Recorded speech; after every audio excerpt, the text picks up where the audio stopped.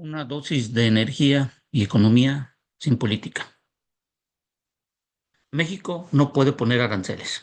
México no puede y no debe colocar aranceles recíprocos porque al hacerlo afectará en forma directa a la población ante el incremento del costo de la vida. Pero ante la salida de ciertas industrias o reducción de producción, habrá una pérdida de empleos y a los trabajadores que no quieran perder a es seguro que bajen su salario a estos para mantener su entrada de ingresos de sus familias. En la siguiente presentación hemos hecho un análisis del por qué México no puede poner aranceles recíprocos. ¿Te has preguntado por qué México no impone aranceles recíprocos a los Estados Unidos?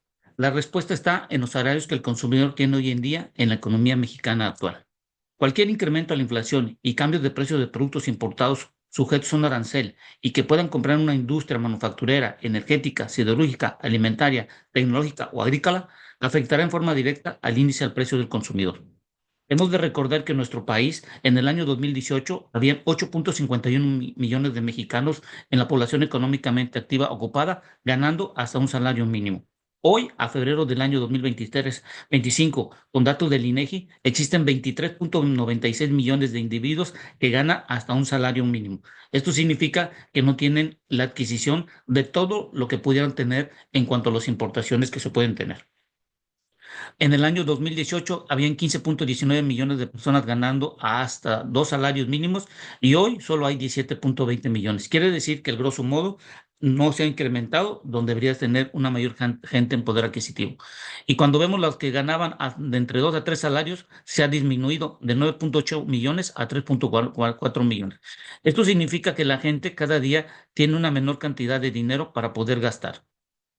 Ante esta situación, lo que tenemos que entender es lo siguiente. Poner aranceles recíprocos a Estados Unidos afectará directamente a la población mexicana derivado del salario que tienen hoy la población económicamente activa y afectará directamente a su poder adquisitivo. Derivado de una gran parte de la población económicamente activa tiene un salario no acorde a un desarrollo económico sostenido en el corto plazo, como lo vimos anteriormente. ¿Y nosotros qué importamos? Importamos casi el 25.18 en el año de 2024 en la parte manufacturera de máquinas, aparatos y materiales eléctricos, el 11.26 en la manufactura para el transporte, el 5.20 en la parte agrícola, en la minería el 11.54, siderurgia 9.08, plásticos 9.34, textiles 1.37, materiales de construcción el 0.7%, ganadero 3.36 y el resto 19.57. Es así como nosotros estamos importando de los Estados Unidos gran parte de lo que ellos nos envían comparado con el balance comercial que tenemos. Entonces, en una conclusión que podemos ver en esta primera parte, hoy en base a los salarios que tiene la población económicamente activa, muy complicado que se pueda incrementar los aranceles ante el bajo poder adquisitivo que puede tener la gente y esto incrementaría la inflación y la aceleraría sobre todo en la compra de que puede tener un individuo en la canasta básica y incremento en el índice de precios del consumidor. Es decir, la fortaleza económica de México es debido al haber más inscrito al Instituto Mexicano del Seguro Social y que esto ayudará a la guerra comercial que hay lugar en el mundo y principalmente con Estados Unidos. Es una falacia. Recordemos que México nunca está en una guerra bélica en forma frontal y mucho menos económica, al ser un país ensamblador de tecnología. Lo anterior es confirmado con base a la siguiente información que emana del INEGI y del IMSS. El mes de febrero hay 59.2 millones de personas ocupadas dentro de la población económicamente activa y de las cuales el 66% está bajo el régimen de estar asalariado. El total de la ocupado, el 11% está en el sector primario, pesca, agricultura y ganadería, y un 25% en el secundario, manufacturero, construcción y energía, y el 64% el terciario en servicios, es decir, somos un país de dar servicios al sector primario y secundario. El total de los tres sectores, el más afectado de enero a febrero de 2025 fue el manufacturero, con la pérdida de más de 166,000 empleos y se espera que pueda llegar a más de medio millón finales de año. El total de la P ocupada, el 41% gana un salario mínimo por día. 10 personas, 4 ganan solo un salario mínimo en forma diaria. En total de inscritos al IMSS, el 66% gana dos salarios mínimos por día. 10 inscritos, 6 ganan dos salarios cada día. Es decir, no hay un poder adquisitivo alto que pudiera mermar cualquier incremento de aranceles que pudiera dar México hacia los Estados Unidos. Al mes de febrero existen alrededor de 59 millones de personas dentro de la población económicamente activa y el 62% no está inscrito al Seguro Social. 39.3 millones de personas están asalariadas dentro de la PEA y de los cuales solo el 58% está inscrito al IMSS. El sector primario, donde está la base alimentaria del país, el 90% no está inscrito al IMSS. El sector manufacturero, y el cual será más afectado en corto plazo, únicamente está inscrito en el Seguro Social el 63%. Esto significa que la mayoría de gente que está dentro de la PEA activa e inscritos al IMSS, el salario fluctúa entre los 9,000, es decir, $450 y 17,000 pesos, $850 por mes, una persona ocupada. Esto significa que un mexicano tiene un salario entre 3 a 4 veces menor en comparación con un trabajador promedio en los Estados Unidos. Es debido a esto que incrementar, sobre todo, los aranceles afectará directamente y dependerá si el gobierno pudiera dar un subsidio y una ayuda, sobre todo a la base trabajadora. Como podemos ver con datos del INEGI, lo que platicamos de la industria manufacturera se han contraído al cierre del mes de diciembre a febrero 25, más de 166,000 empleos menos que se han tenido. Y como podemos ver, nuestra población económicamente activa ha incrementado, pero el problema que tenemos hoy en día es el tipo de salario que están ganando. De acuerdo al The Budget Lab, un análisis realizado respecto al impacto de los aranceles al consumidor estadounidense, con referencia a los aranceles impuestos a México, Canadá, China y los recíprocos dados al resto del país del mundo, indica que estos mermarán a los hogares de este país, incrementando el índice de precio del consumidor en el orden del 2,3% en el corto plazo y a lo que equivale a una pérdida promedio de $3,800 por hogar en forma anual. Es decir, ya no tendrían ese dinero para el gasto por el incremento de los precios. Como podemos ver en la gráfica siguiente, ustedes pueden analizar y ver cuál es la disminución del ingreso real disponible por medio del hogar, en donde están los $3,800 de acuerdo a este estudio, y la tarifa salaria efectiva adicional será del 19,8%. Y el cambio de nivel de precios que se tendrían podría ser del 2,31%, estos incrementos de aranceles que hemos visto en los últimos días. Según este cálculo, proviene de la posible tasa arancelaria efectiva que pudiera tener en promedio los Estados Unidos por los aranceles y estaría entre un 22 y un 25%. La pregunta que debemos hacer es, ¿qué país nos vende algo al mercado americano? Como podemos ver aquí en el mapa, gran parte de los aranceles recíprocos y lo que ya se había puesto de aranceles, de acuerdo a los países que tienen tratado de libre comercio como México y Canadá, vemos que cualquier parte o cualquier país que está en el mundo, vende algo a los Estados Unidos y por eso vemos ciertos aranceles en la mayoría de todos los países que conforman este planeta. En México están más preocupados por los aranceles y que no se han dado cuenta que al parecer de que la gente que migró en forma legal o ilegal a los estados podrían mandar menor dinero proporcionando por las remesas. Ante la pérdida adquisitiva de los $3,800 para el poder sobrevivir.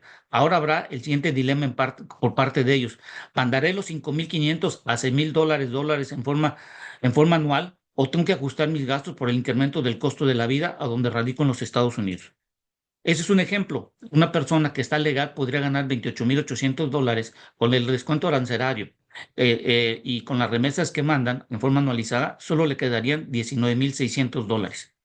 En cambio, un ilegal que trabaja 160 horas y le pagan $10 la hora, comparado con el que es legal, que le pueden pagar hasta $15 o más, pues veremos que su poder, sobre todo adquisitivo y sobrevivencia, será muy, muy mermado y solo tendría $10,000 en forma anualizada. La realidad, una renta en Estados Unidos puede fluctuar entre los 500 y los $1,000 de una casa o algún departamento. Y es por eso que vemos que ciertos ilegales tienen que estar en forma de 2 hasta 4 personas radicando y pudiendo compartir los gastos que se puedan tener.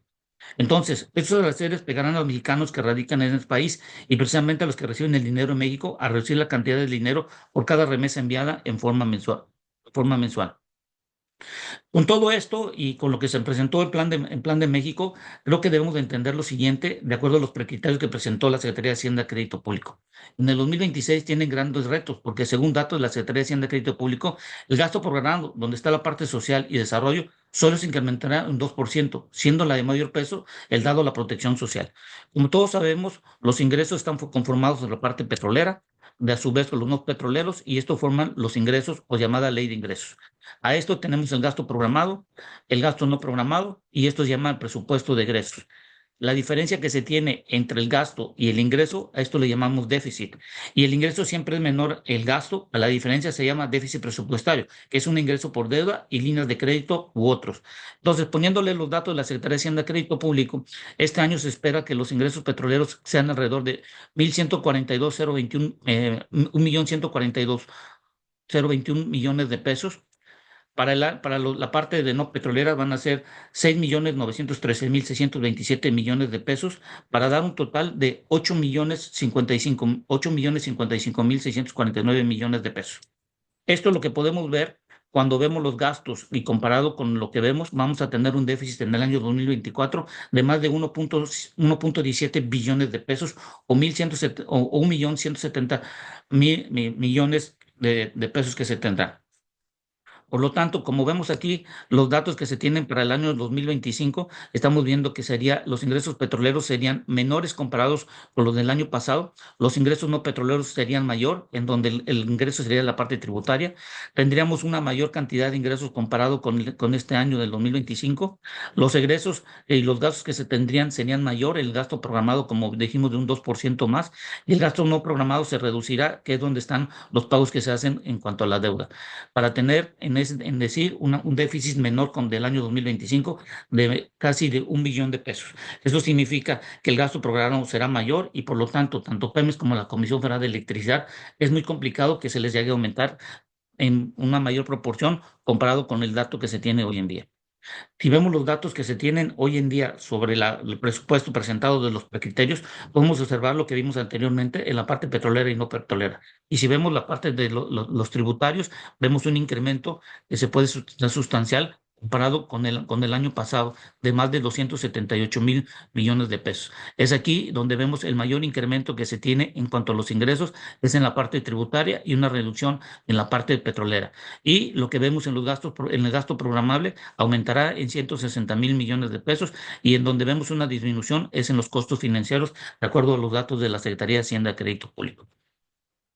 Con esta información, aquí podemos ver en estas tablas y en amarillo los principales gastos que se van a tener de acuerdo a la Secretaría de Hacienda y Crédito Público, comparados del 2025 al 2026, y pueden ver en amarillo los gastos principales que se van a tener y de los programas sociales, ambientales y todo lo que se tenga en este momento. Ustedes pueden bajarlo de la presentación para que puedan ustedes observar cuál es el gasto que se tiene en cada uno de estos rubros. Y eso es en la parte social, en la parte de seguridad, en la parte de desarrollo, aquí pueden ustedes observar y en la parte del ambiente. Estos son los gastos que se tienen programados para el 2025 y el 2026 y estos son los que están etiquetados y son los que se tienen que gastar sí o sí, de acuerdo a los datos que se tienen por parte de la Secretaría de Hacienda y Crédito Público. Esta guerra no habrá muertes de seres vivos, sino habrá una baja del poder adquisitivo de las personas y que en muchos casos no podrán tener acceso a todo el mercado, el cual estaban acostumbrados a poder adquirirlo a lo que necesita su hogar. México no tiene armamento para la guerra comercial energética y los soldados están flacos ante la falta de una paga correcta para poder hacer frente a la batalla. ¿Cuánto tiempo durará el país en mantener en combate? Si el Tratado Actual Comercial de No Agresión, que es el TEMEC, es posible que ya no exista. Y ahora sí, habrá una guerra sangrienta y directa hacia la economía mexicana. En México, la desintegración familiar se ha incrementado debido a que un hogar para poder cubrir las necesidades totales, todos los miembros deben de elaborar y según esto, los programas sociales dados a las familias deben mitigar esto. Pero en la realidad esto no está pasando, debido a que en el medio a largo plazo veremos una menor cantidad de personas con nivel académico por arriba de la preparatoria, debido a que los jóvenes de las familias deben trabajar en tiempo completo. México está preparado para tener una guerra frontal ante la población endeble y con la falta de poder adquisitivo, ante una presión salarial muy por debajo para hacer frente a cualquier cambio necesario para proteger la soberanía económica del país. La respuesta es que en el siglo XXI ha surgido la nueva guerra entre los países y la que denominamos híbrida, debido a que esta base a las ventajas surgidas de un déficit en la balanza comercial entre dos países, la cual justifica bajo índices de seguridad nacional, discriminación comercial y la no justa carga tributaria ante lucir algo de un país al otro. ¿Por qué ya la llamó híbrida? Porque el mundo necesita y hacen intercambios comerciales entre los países. En esta guerra no habrá muertes de seres vivos, sino habrá una baja del poder adquisitivo de las personas y que en muchos casos no podrán tener acceso a todo el mercado, el cual estaban acostumbrados a poder adquirir lo que necesitaban en su hogar. Y esto México tiene que considerarlo en función de los salarios que hoy están percibiendo en la población económicamente activa y los que están inscritos en el Seguro Social. Gracias.